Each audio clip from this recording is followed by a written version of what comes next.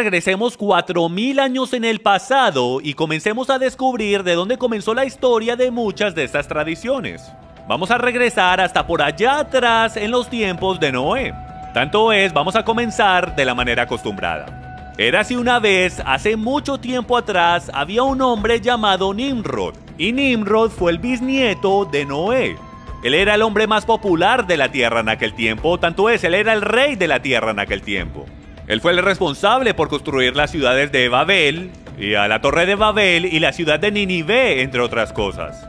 Y poniendo todo eso al lado, no hay duda alguna que él tenía increíble influencia entre la gente con que él vivía. Y lo que sucedía era que él tenía una increíble reputación de ser un hombre que tenía mucha, pero mucha fuerza. Él creó grandes ejércitos, y él gobernaba el mundo en aquel tiempo, justo después del diluvio. Pero él estaba lleno de idolatría y codicia y borracheras y de rebeldía en contra de Dios. Y él tenía una increíble habilidad para engañar. Tanto es, yo supongo que él es bien parecido a lo que es un político de hace 4000 años atrás. Bueno, y Nimrod se casó con una mujer llamada Semiramis. Y Semiramis y Nimrod se convirtieron básicamente en rey y reina del mundo conocido en aquel tiempo. Bueno, en algún punto Nimrod se muere.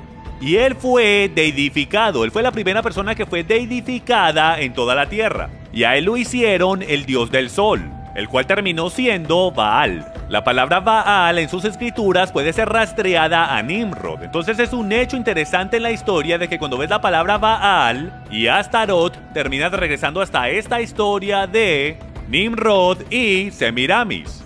Entonces Baal ahora está reinando el universo como el dios sol. Y de alguna manera la historia dice, en la leyenda babilónica, de que Semiramis queda embarazada por los rayos del sol de su esposo muerto, Nimrod. Y ella da a luz a un pequeño bebé varón llamado Tamuz. Ahora, ¿cuándo creen ustedes que era el cumpleaños de Nimrod y Tamuz? En el primer día del año, cuando el sol es renacido. ¿Y en qué día del año creen ustedes que el sol es renacido?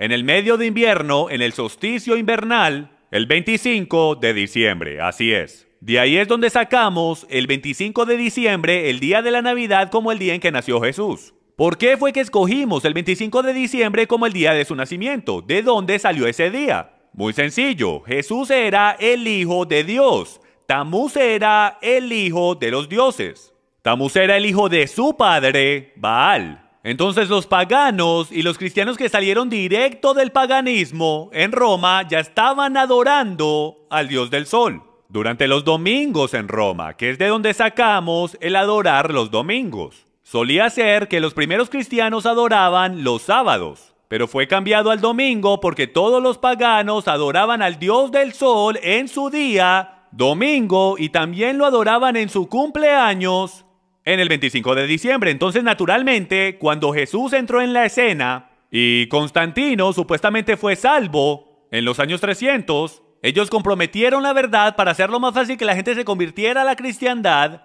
haciendo el cumpleaños de Jesús en el mismo cumpleaños de sus dioses paganos, el cual ellos ya estaban celebrando. De ahí fue que salió el 25 de diciembre. Una de las celebraciones paganas y cultistas más grandes ocurría durante el solsticio del invierno. ¿Por qué? Porque ese es el tiempo cuando el sol es renacido, cuando los días del año comienzan a hacerse más largos, por lo tanto los cumpleaños de los dioses del sol coincidían con ese día. El 25 solía ser el 21, pero con el cambio del calendario juliano fue cambiado al 25.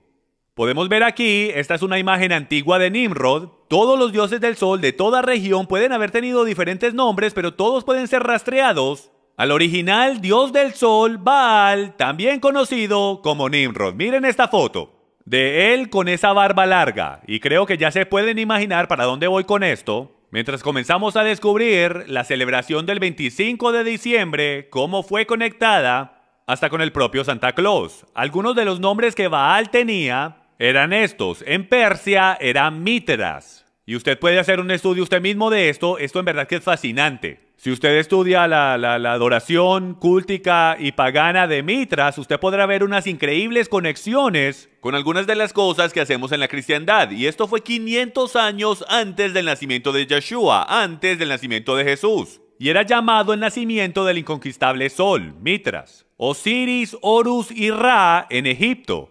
También era llamado Atis en Roma. Y para celebrar los cumpleaños, los romanos tenían una gigantesca fiesta llamada la fiesta de Saturnalia. ¿Y cuánto creen que duraba? Así es, 12 días, que es de donde sacamos los 12 días de la Navidad. Y es directo de la fiesta de Saturnalia, que viene directamente de la fiesta del solsticio del invierno o del solsticio invernal. ¿Y cómo creen ustedes que los caldeos llamaban a este día? Hoy lo llamamos Navidad, pero en aquellos días los caldeos lo llamaban el día de Yule. ¿Y saben lo que la palabra Yule literalmente significa? Significa el día del infante. Y ciertamente no estaban hablando de Jesús. Ellos estaban refiriendo a Tamuz, quien era el Hijo de Dios, quien un día iba a regresar para salvarlos del mundo. Si ven, Satanás no puede hacer más nada que tomar la verdad, torcerla y tratar de que la gente le crean. Y eso fue lo que hizo con la historia del nacimiento y muerte de nuestro Señor. Y es de que él hizo una copia de eso en el paganismo. Y en algún punto su plan era de tomar el paganismo y el mezclarlo con la cristiandad, porque cuando tú mezclas lo santo con lo profano, las escrituras llaman eso inmundo. Yahweh no acepta nada que sea inmundo. Debe de ser limpio, debe de ser separado y santo. Kadosh en hebreo. Ahora, ¿les suena esto familiar? Movámonos a este personaje llamado Odín. Porque aquí vamos a empezar a entrar en un poco más de detalle de dónde vienen todos estos símbolos en nuestras celebraciones. Juntamente con la celebración de los dioses del sol, los de Escandinavia también adoraban a Odín, quien era el dios de la bebida intoxicante y extasía, tanto como el dios de la muerte. Y como la fiesta de Saturnalia lidiaba con todas esas cosas, él naturalmente se hizo el dios más popular de la fiesta de Saturnalia, la cual es una celebración hacia el dios del sol que la podemos rastrear hasta Baal. Bueno, ya que no saben en quién se convirtió este personaje. Mírenlo bien, mírenlo bien. Se convirtió en Santa Claus, así es. Odín o Wodan era el dios de sabiduría, magia y conocimiento oculto, adivinanzas, poesía y guerra. Su nombre significaba el inspirado. Y ustedes van a poder ver, mientras vamos a través de todas estas pantallas, de que Santa Claus o Odín es bastante parecido a Jesús o Yeshua, lo cual significa salvación. Vamos a ver a un dios Odín, el cual salva, y vamos a ver a otro llamado Yeshua que salva. Y yo quiero que presten mucha atención a las características de este tal Odín, porque es sorprendente el ver lo similares que son y cómo Satanás se trata de esconder como un ángel de luz, como dicen las escrituras. Él era un hombre alto, viejo, que tenía una larga barba blanca y también cargaba una lanza o báculo. Y si recuerdan el estudio que acabamos de hacer del báculo de la serpiente, cualquiera que cargue ese báculo está conectado al poder del báculo de la serpiente, lo cual es el mismo Satanás.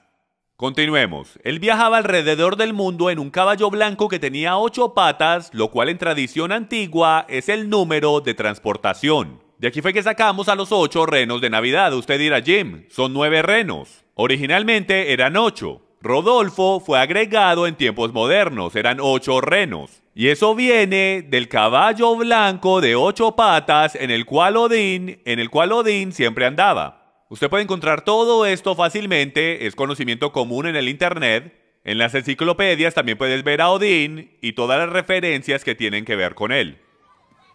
En básicamente todas las versiones de Santa Claus, él siempre andaba con un demonio, o lo que se convirtió hoy en día en los duendes o los enanitos. Ahora vamos a entrar a descubrir exactamente de dónde vino Santa Claus.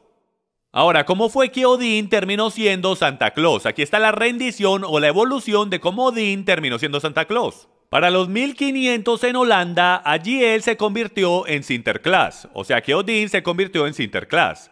Un amable y viejo hombre con barba blanca, vestido blanco, manto rojo y un báculo, el cual cabalgaba los cielos y techos de las casas en su caballo blanco, acompañado por sus duendes o Krampus, dejando regalos para la gente debajo de su sagrado árbol, el árbol de abeto.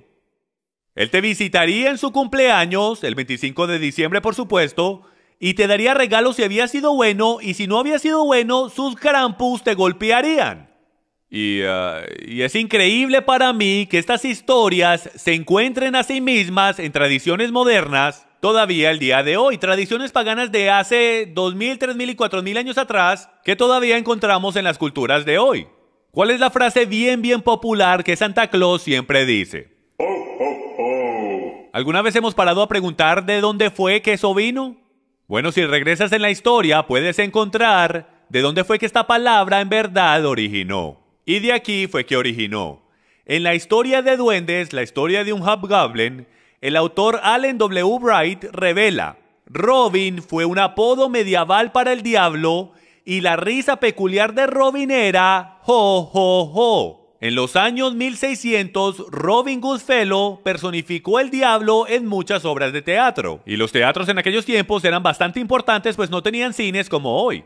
Entonces los teatros y obras eran una parte integral en la sociedad de aquellos tiempos. Entonces antes de que el diablo entrara en la escena, él se anunciaba a sí mismo diciendo la frase ho, ho, ho. Y de ahí, amigos míos, es que viene el ho, ho, ho del Santa Claus que conocemos hoy. En los años 1700, un holandés emigró a Norteamérica y trajo su Sinterklaas con él.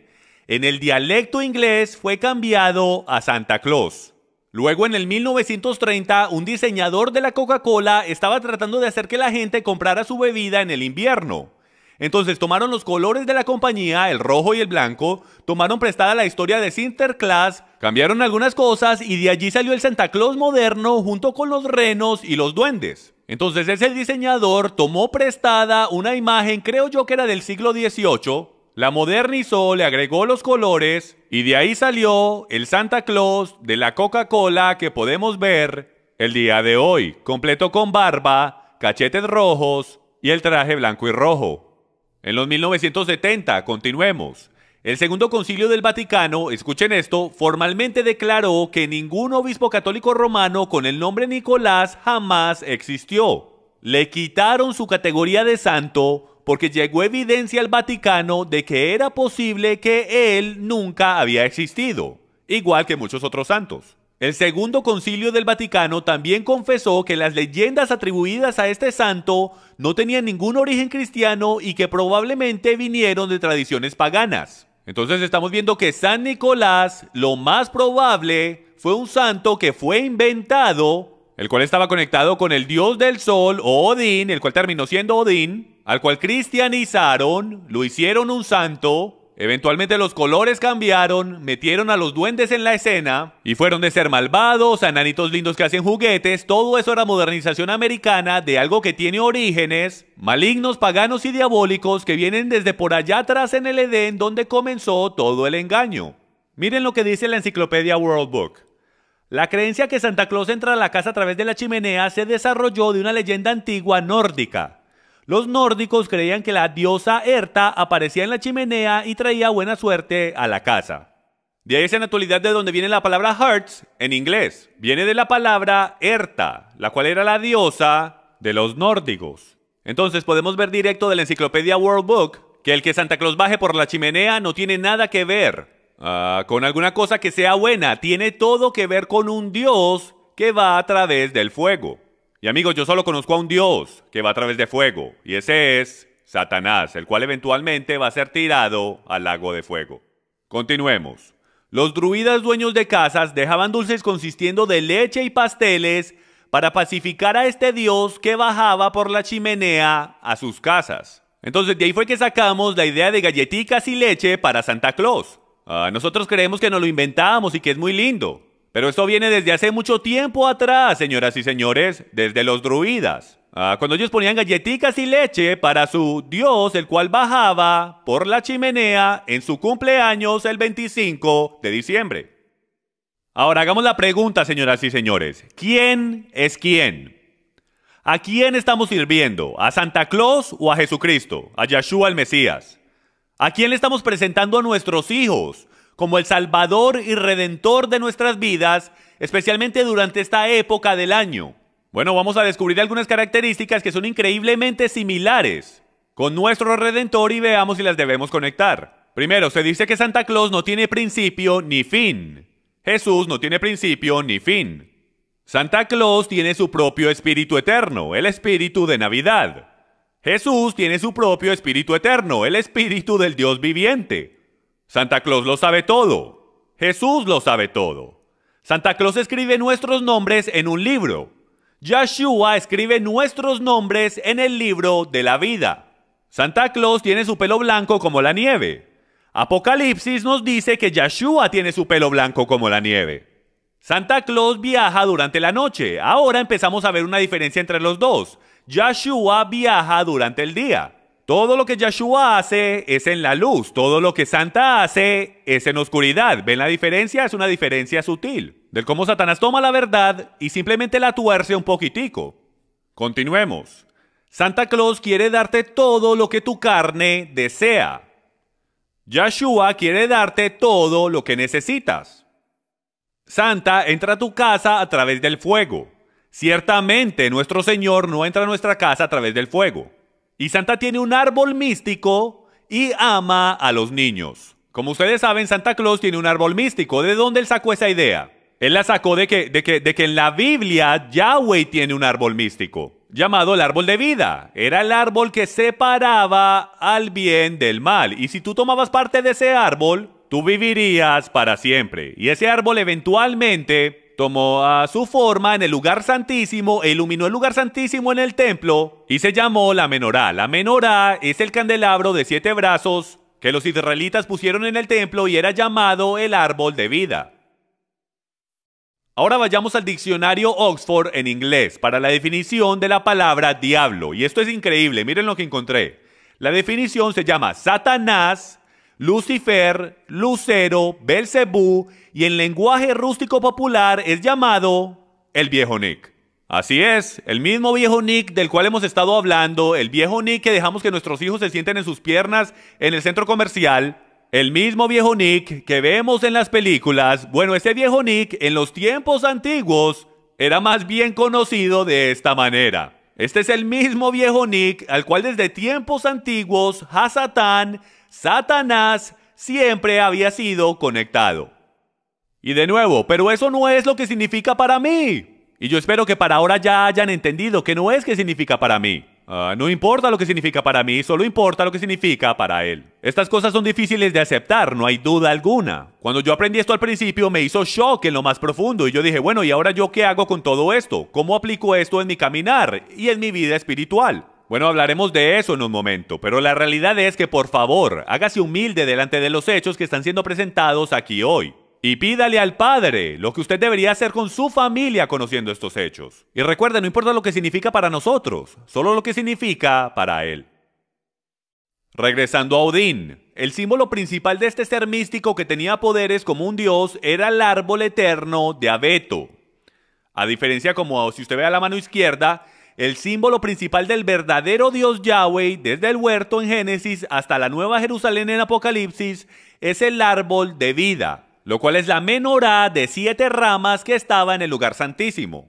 Ahora, el árbol de Navidad. Árboles han sido adorados por toda cultura pagana en el mundo, y eran un símbolo principal de adoración al dios del sol y de fertilidad. El árbol de Navidad tomó el lugar del obelisco en los hogares paganos. El árbol de abeto tomó el lugar de ese obelisco como una imagen o representación del dios del sol. Por eso era que ponían ese disco solar o esa estrella de 8 puntos encima de él.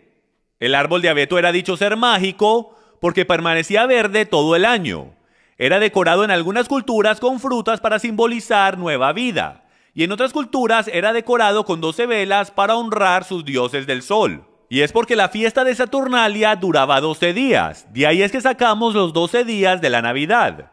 Hoy en día hasta le cantamos canciones, igualito como lo hacían en los rituales antiguos de adoración pagana. Jeremías 10, del 12 en adelante dice: Así dice Yahweh, no aprendáis el camino de las gentes, ni de las señales del cielo tengáis temor, aunque las gentes las teman. Porque las costumbres de los pueblos son vanidad, pues cortan el leño del bosque con el hacha, es obra de manos de artífice. Lo adornan con plata y oro, con clavos y martillo lo afirman para que no se mueva. Erguidos están como palmera, pero no hablan. Necesitan ser llevados porque no pueden andar. No tengáis temor de ellos, porque no pueden hacer mal, ni para hacer bien tienen poder. Ahora, mucha gente cree que este versículo en particular está hablando específicamente del árbol de Navidad. La realidad del tema es que este versículo en verdad no está conectado con árboles de Navidad. Esto está más conectado con la idea de que fueron a los bosques y tomaron árboles y luego ellos los tallaban y decoraban a sus ídolos con oro y plata. Y lo que les quería mostrar en esta escritura es que toda la idea de decorarlos con oro y plata, como las bolas, lo cual en la actualidad, lo crea o no, representa en culturas antiguas los testículos del dios del sol, que iban en el mástil de Baal, junto con el símbolo del rito pagano de fertilidad y la rueda del sol encima de él. De ahí fue que sacamos la idea del oro y plata, fue de que ellos decoraban sus ídolos con oro y plata. Entonces esto era lo que yo quería sacar de esta escritura, no necesariamente de que estaban cortando un árbol de Navidad. Esa tradición no vino hasta mucho después. Pero de aquí fue que se sacó la idea, porque los ídolos eran decorados con oro y plata. Podemos ver en este ídolo mexicano del dios del sol, si miran cuidadosamente, ahí podemos ver el árbol de abeto. Este árbol se terminó convirtiendo en lo que nosotros conocemos hoy como el árbol de la Navidad. Ramas de acebo, ¿de dónde vinieron estas tradiciones? Ellos también usaban recortes de arbustos de hoja perenne para decorar sus hogares en esta época como una ofrenda y como un símbolo del dios de fertilidad, el dios de la primavera. Esto sería Ishtar. Los muérdagos, ¿de dónde viene el muérdago? Pueblos celtas y teutónicos por mucho tiempo habían considerado que el muérdago tenía poderes mágicos. Se decía que tenía la habilidad de sanar heridas y aumentar la fertilidad. Los celtas lo ofrecían a sus dioses en oración y colgaban muérdagos en sus hogares para alejar espíritus malos, ¿ok? Y también aprendí en mis estudios que durante la fiesta de Saturnalia con los romanos, ellos colgaban estos muérdagos por todos lados y tenían borracheras y orgías debajo de estos muérdagos, los cuales se decía que incrementaban la fertilidad. Por eso es que hoy en día nos besamos debajo del muérdago. Eso viene desde por allá atrás, durante la celebración de fornicación en Roma, durante la fiesta de Saturnalia. El tronco de Navidad. Ese era un tronco que ellos quemaban en la hoguera por 12 días, dado que esa era la duración de su celebración. Era originalmente dedicado en Escandinavia a la diosa de la fertilidad Ishtar, para que viniera su salvador, Tamuz. Ellos sacrificaban animales y esclavos en la hoguera todas las noches y esto se decía que alejaba a los espíritus malos. Ahora, miren lo que dice la Enciclopedia Americana sobre la Navidad. Dice: la Navidad, de acuerdo a varias autoridades, no era celebrada en los primeros siglos de la Iglesia cristiana, dado que la costumbre cristiana en general era de celebrar la muerte de personas notables en vez de su nacimiento. Una fiesta fue establecida en recordatorio del nacimiento del Salvador en el IV siglo. En el V siglo, la Iglesia occidental ordenó que fuera celebrado para siempre en el día de la antigua fiesta romana del nacimiento del dios llamado Sol. Entonces, están pudiendo ver la evolución. Hasta la Enciclopedia Americana nos está diciendo que la Navidad nunca fue celebrada por nuestros discípulos, apóstoles, nuestros antepasados, ni siquiera los padres de la iglesia. Esto va hasta por allá atrás, hasta el V siglo, donde esta fiesta fue incorporada y obligada a que fuera celebrada en la cristiandad. Y miren lo que dice, que debe ser celebrada para siempre en el mismo día que la fiesta romana de la adoración al sol. Y miren lo que encontramos del registro de la Corte General de la Colonia de la Bahía de Massachusetts, mayo 11, 1659. Para la gran deshonra de Dios y ofensa de otros, es por lo tanto ordenado por esta corte y su autoridad que cualquiera que se haya hallado observando cualquier o tal día como la Navidad o semejante, ya sea por evitar trabajo, hacer fiesta o cualquier otra manera, que al descubrir tal conducta, cada persona cometiendo tal ofensa pagará por cada ofensa 5 chelenis como multa al condado. Tanto es que algunos de los primeros estados en celebrar la Navidad fueron Alabama en 1836 y Luisiana y Arkansas en 1838. Tomó hasta por allá hasta casi la mitad del siglo XVIII para que la Navidad por lo menos fuera permitida de ser celebrada en los Estados Unidos. ¿Por qué es que nuestros fundadores, los cuales fundaron este país en el Dios de la Biblia, harían el celebrar la Navidad ilegal? Porque ellos no estaban tan removidos de la verdad como nosotros. Ellos entendían que esas cosas venían del paganismo. Ellos entendían que el Dios de Abraham, Isaac y Jacob, Yahweh, no quería que mezcláramos cosas que las gentes usaban para adorar a los dioses que él odiaba, para adorarlo a él.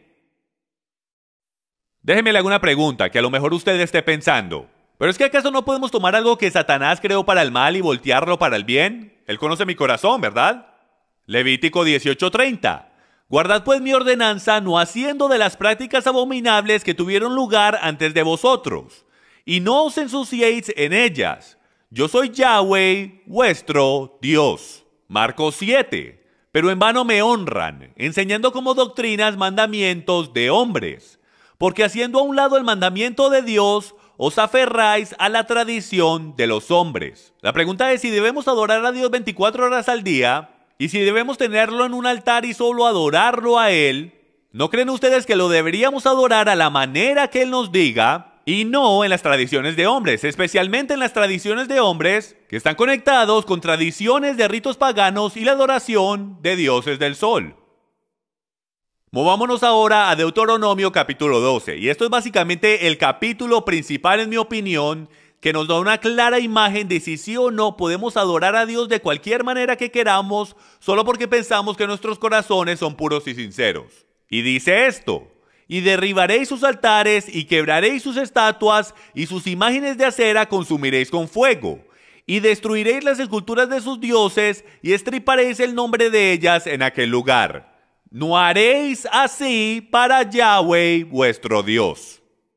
Ahora, cuando yo comencé mi caminar y empecé a descubrir todas estas cosas, la primera cosa que me vino a la mente después que pensé, eso no es lo que significa para mí, fue de que pensé, bueno, a lo mejor puedo tomar algunas de estas cosas y cristianizarlas, y el Señor va a estar contento conmigo porque le robé algo al enemigo y se lo di a él. Bueno, eso es como los israelitas cruzando el río Jordán, apoderándose de estas comunidades cananitas, y en vez de destruirlo todo exactamente de la manera que el Padre dijo que lo destruyeran, ellos tomaron ciertas cosas como los altares que eran muy difíciles de construir, y ellos dijeron, wow, no tenemos que destruirlo todo en verdad. Tomemos este altar, borrémosle el nombre y pongámosle el nombre de nuestro Dios. Y él dijo, no se atrevan a hacer eso, no se atrevan a tomar algo que fue usado para adorar a un Dios pagano, cristianizarlo, echarle agua bendita y querer presentármelo a mí. Yo no lo aceptaré. No se atrevan al querer adorar a vuestro Dios en esa manera.